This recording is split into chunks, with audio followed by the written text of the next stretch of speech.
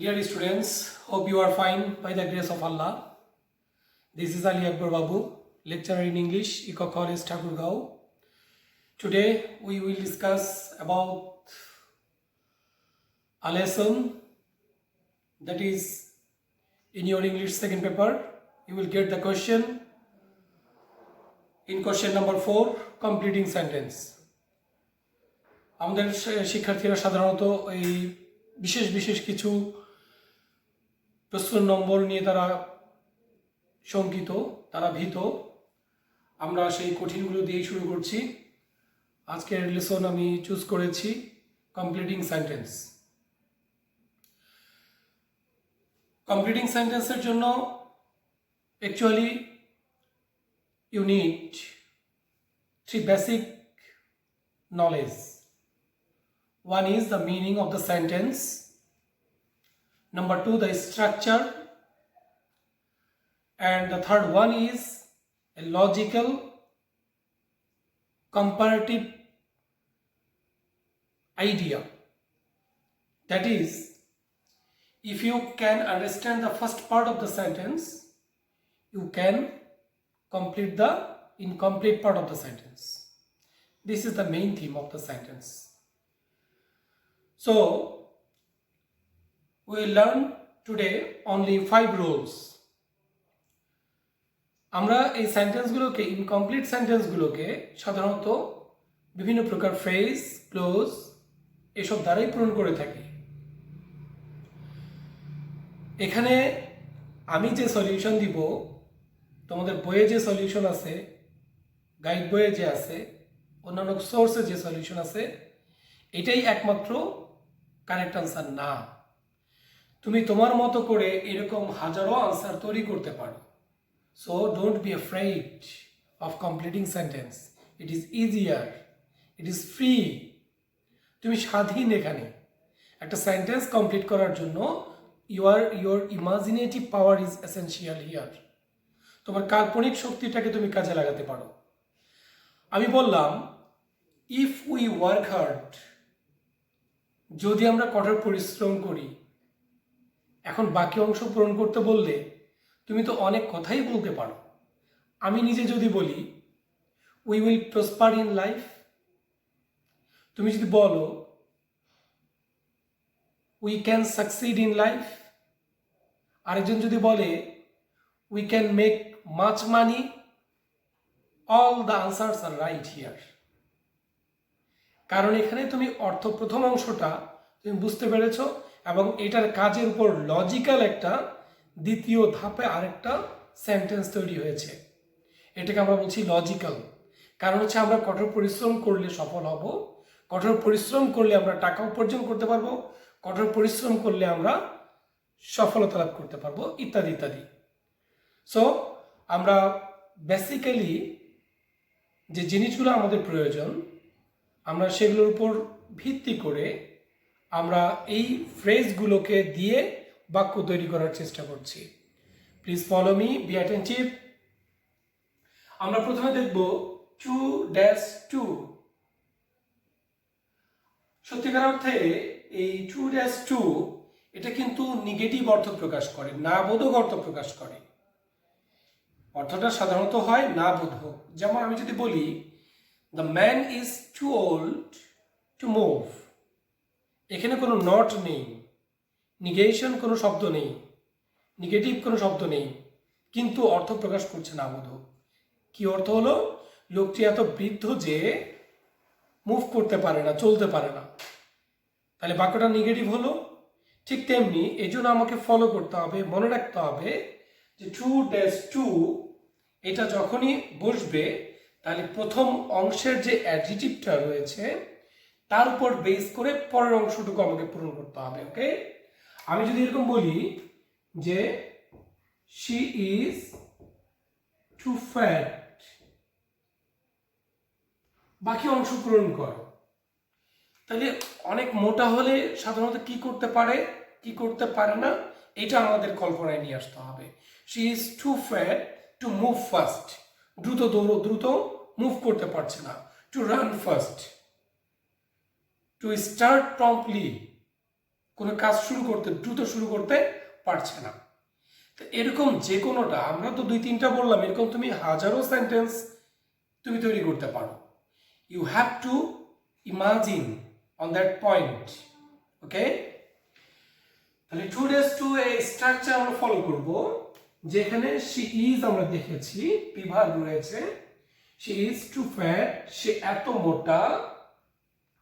তারপর আমরা বসাবো কি, টু দিয়ে আমরা প্রেজেন্ট ফর্ম ভার্বের বেস ফর্ম বসাবো। আমরা এমন একটা অর্থ বসাবো যেটা এই ভার্বের সঙ্গে স্যুট করে। যেমন she is too fat to move fast, okay, to run fast, etcetera. তাহলে 2 dash 2 আমরা এটা মনে রাখবো।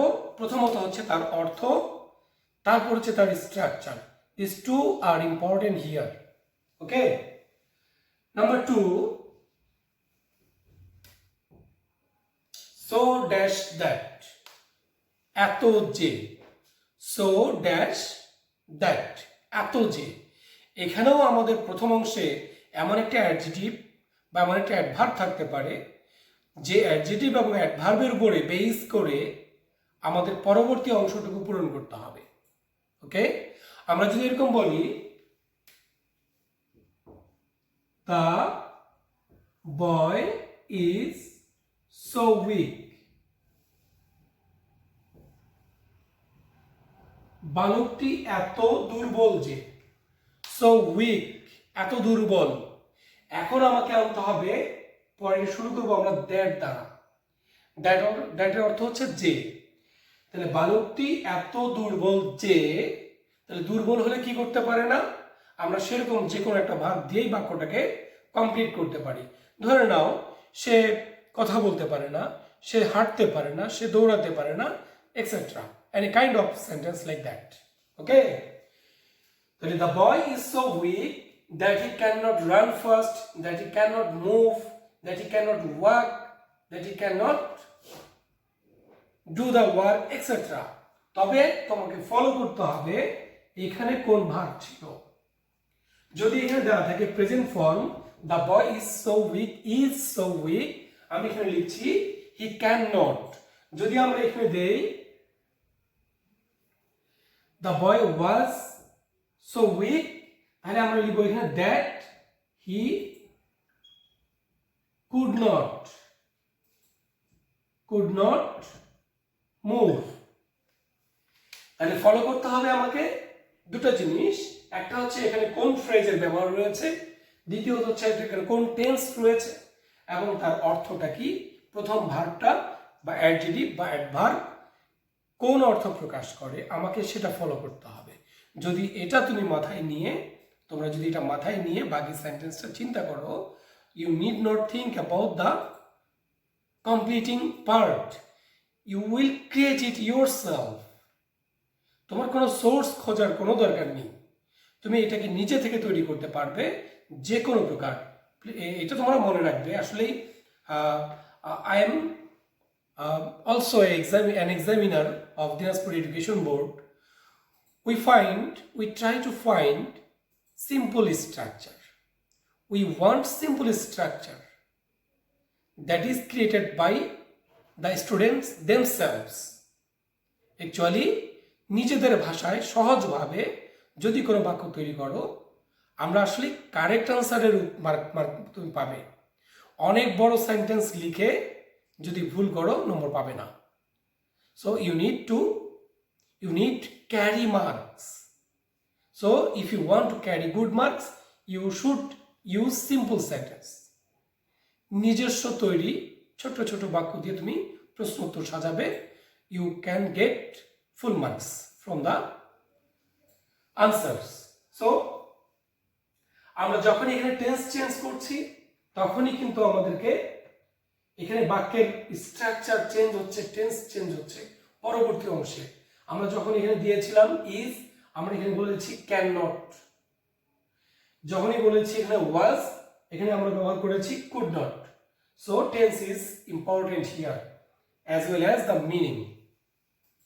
ওকে, তাহলে এরকম আরো বাক্য তৈরি করবে তোমরা এরকম, the man is so old, the boy is so tall, the man is so rich, so poor, etcetera etcetera. এরকম দিয়ে তোমরা নিজেরা অনেক বাক্য তৈরি করতে পারবে, প্র্যাকটিস করবে এগুলো নিজেরা। Number 3 we can see so that। এই so that এর অর্থ হচ্ছে যাতে, যেন। এখানে কিন্তু একটা মোটিভ, একটা ইচ্ছা, অভিপ্রায় প্রকাশ করে। যেমন we are attending the class so that, আমরা ক্লাসটাকে অ্যাটেন্ড করছি, ক্লাসটাতে অ্যাটেন্ড করছি সো দ্যাট মানে কি যাতে। যাতে করি কি, কোনো ক্লাস অ্যাটেন্ড করি কেন?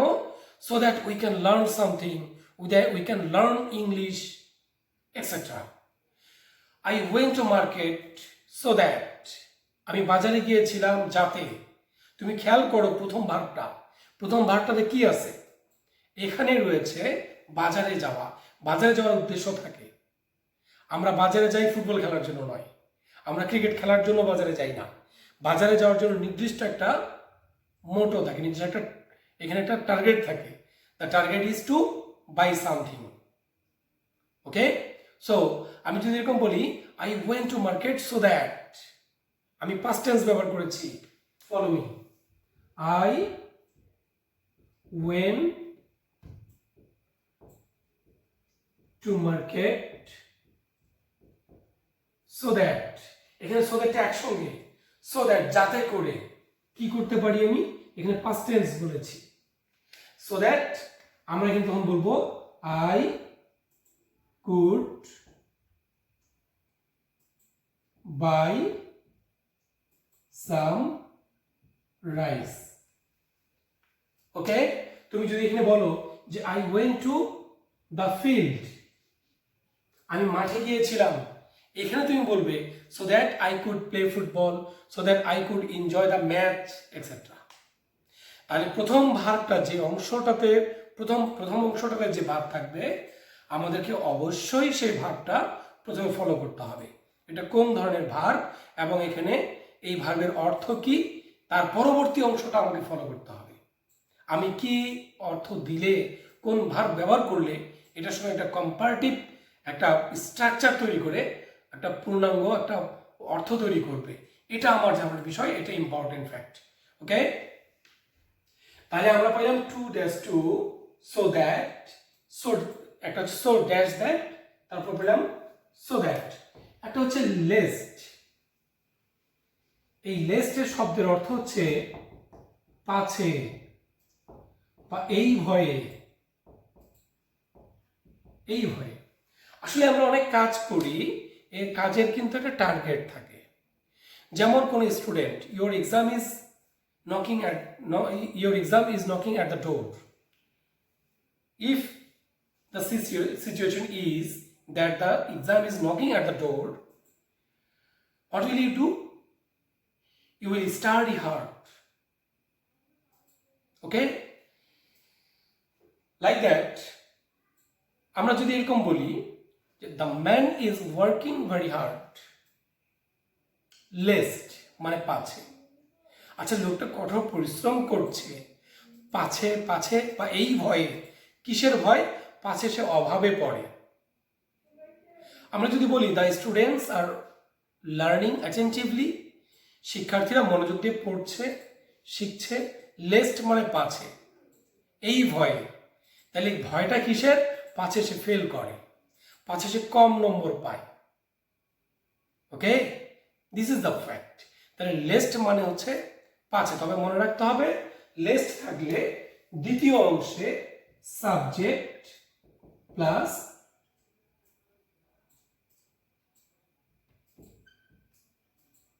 Should plus V1 plus extension বসবে।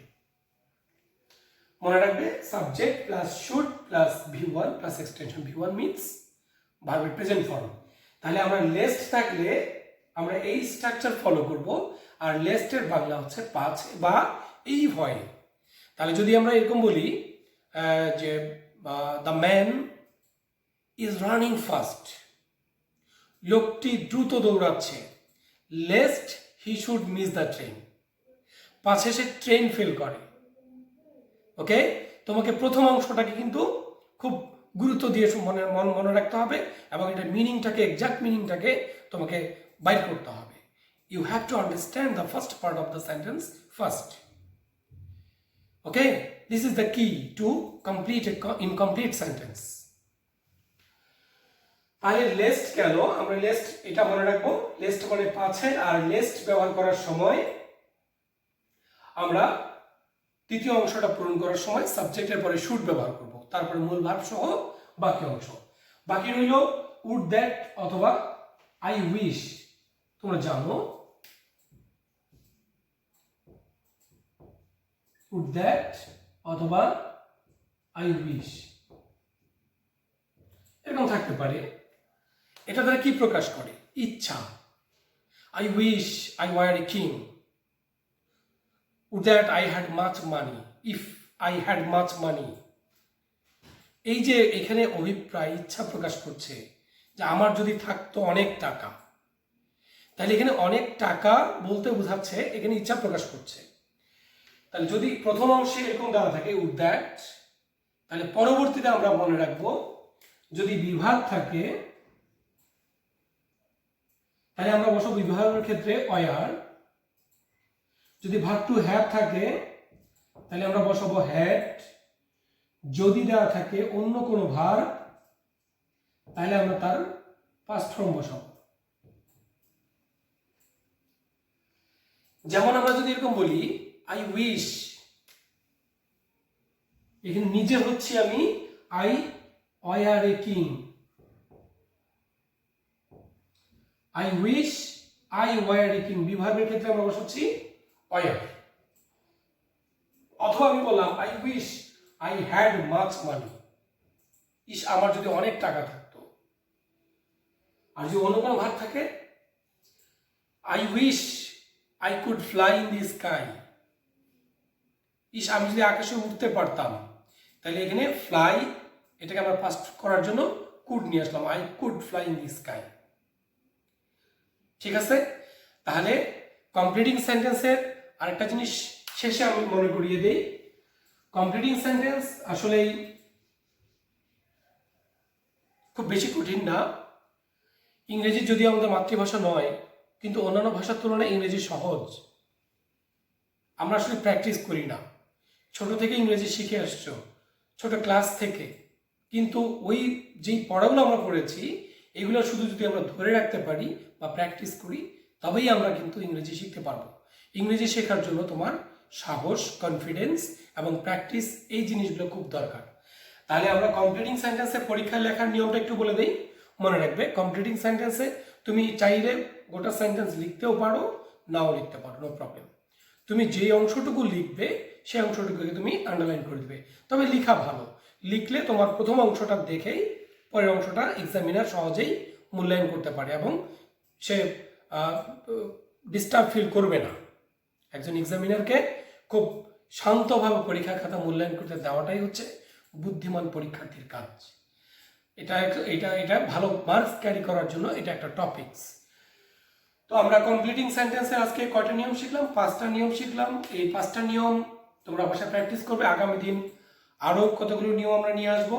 ভিডিওগুলো আমরা ছোট করার চেষ্টা করছি যাতে তোমরা বোর ফিল না করো।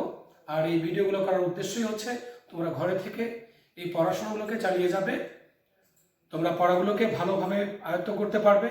আর যদি কোনো প্রকার প্রবলেম ফেস করো তোমরা অবশ্যই আমাকে কমেন্ট করে জানাবে। আমি যে কোনো সময় তোমরা আমাকে ফোনও করতে পারো, নাম্বার দেওয়া আছে। আমি অবশ্যই তোমাদেরকে তাৎক্ষণিক সেগুলো সমাধান দেওয়ার চেষ্টা করব। ধন্যবাদ সবাইকে। আমাদের পরবর্তী ভিডিও দেখার আমন্ত্রণ রইল। আল্লাহ হাফেজ।